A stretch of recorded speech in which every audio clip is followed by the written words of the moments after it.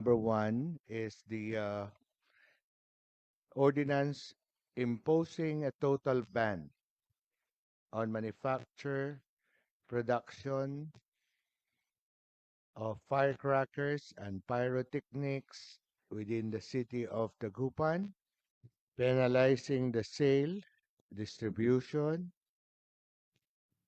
display, possession, and transport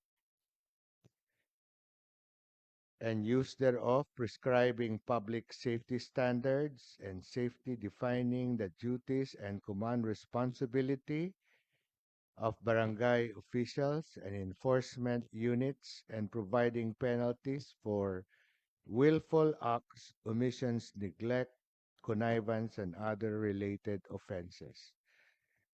So this particular ordinance treats off totally a ban, tanggalin ang pagprodukto dito sa Dagupan City at pagbebenta sa Dagupan City.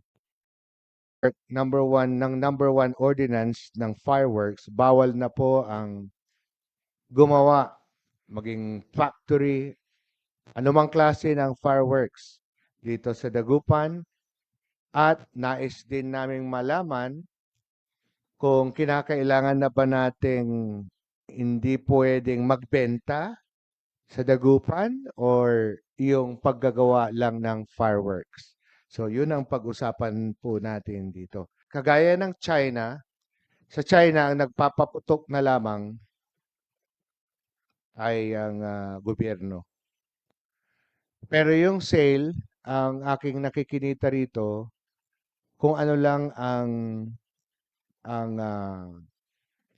regulated ng national government ay yun ang po pwede pa ring ibenta sa Dagupan.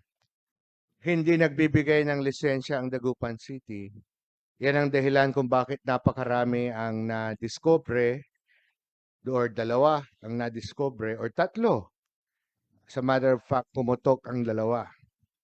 Kung kaya't yun ang dahilan at ipinapanukala ni Mayor Belen, Vice Mayor Brian Cua, na total ban, legal man o hindi, wag na po tayong mag-allow sa Dagupan City para maiwasan ng pagputok.